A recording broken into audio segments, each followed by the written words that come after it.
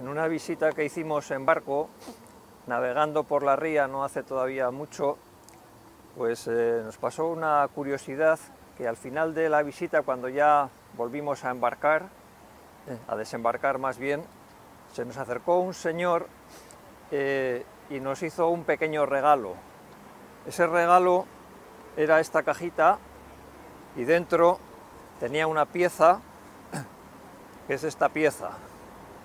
Bueno, curiosamente habíamos estado hablando antes por la radio de la visita que íbamos a hacer en el barco, explicando una pequeña historia del puente de Deusto que tenemos aquí mismo y cómo la historia que tenía ese puente, por la referencia del puente de la avenida Michigan de Chicago, en el que está inspirado, que luego realizó en Bilbao Ricardo Bastida, y nos dijo que nos regalaba este elemento en recuerdo precisamente a lo que habíamos hablado y a este puente.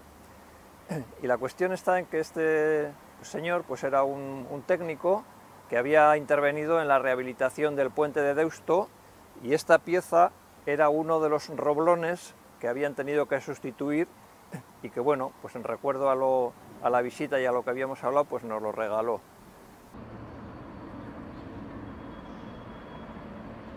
Pues en la siguiente visita llegó con otro roblón y se lo regaló al segundo, ¿no? Con lo cual podíamos comentar esta pequeña anécdota como la historia de un roblón, o más bien la historia de dos roblones del puente de Deusto al que han pertenecido durante algún tiempo y que, bueno, al haber sido sustituidos, pues en este momento quedan como un pequeño recuerdo de lo que ha sido la estructura roblonada que durante tanto tiempo pues ha tenido vigencia en lo que llamamos la arquitectura del hierro, ¿no?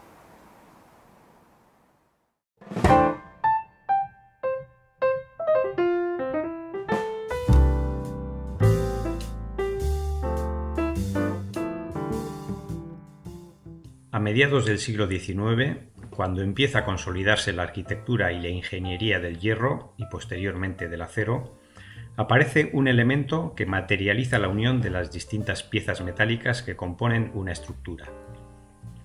Ese elemento es el roblón, que también se extenderá a otro tipo de construcciones, como el casco de los barcos o posteriormente el fuselaje de los aviones en forma de remaches. Poco a poco, la técnica del roblonado se fue sustituyendo por la del atornillado y finalmente por la de la soldadura, la técnica de unión en estructuras metálicas más utilizada en la actualidad.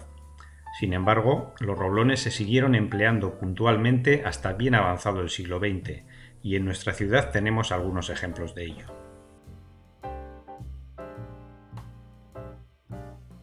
El proceso de ejecución de las uniones roblonadas es el siguiente. En primer lugar, se practica un agujero circular en las piezas que se van a unir, con un taladro o mediante punzonado. Este agujero debe ser ligeramente más ancho que la espiga del roblón.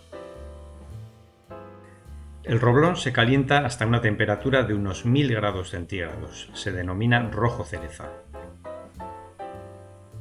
Se introduce la espiga o pasador del roblón en el agujero hasta que la cabeza haga tope con la pieza metálica. El extremo de la espiga que sobresale se moldea golpeando con un martillo o con la presión de una herramienta de aire comprimido, roblonadora, creando una segunda cabeza, generalmente semiesférica, aunque también puede ser bombeada o plana.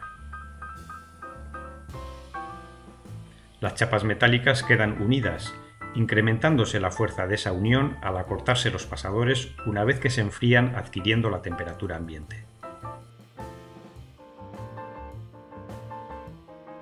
En general, las estructuras metálicas del siglo XIX y comienzos del siglo XX se destinaban a construcciones de tipo equipamental, como mercados, estaciones, almacenes, y en el campo de la ingeniería supusieron un gran avance en la construcción de puentes, con la aparición de nuevas tipologías, como ya hemos indicado en el vídeo número 10 de este canal titulado Bilbao y sus puentes. En construcciones emblemáticas de todo el mundo podemos encontrar este sistema de roblonado. Por ejemplo, en la estructura del Empire State Building de Nueva York, o en la Torre Eiffel de París, que cuenta con más de 2,5 millones de roblones. Lo que inicialmente surgió como una técnica exclusivamente constructiva pasó a tener también en ocasiones un carácter compositivo, utilizando el roblón como un elemento decorativo más. En nuestra ciudad tenemos un buen ejemplo de ello en el edificio de la Alhóndiga proyectado por el arquitecto Ricardo Bastida en 1909. Aunque la estructura interior del edificio originalmente era de hormigón, en las columnas metálicas situadas en los accesos, Bastida desplegó toda su capacidad creativa como diseñador. Y a nivel espacial podemos destacar el vestíbulo de la Estación de la Concordia, proyectada por el arquitecto Severino Achúcarro y el ingeniero Valentín Orbeña en 1898. En este caso, todo un espacio modulado por pilares y vigas de hierro unidas mediante roblones, que a su vez son el soporte estructural de los andenes situados en la planta superior.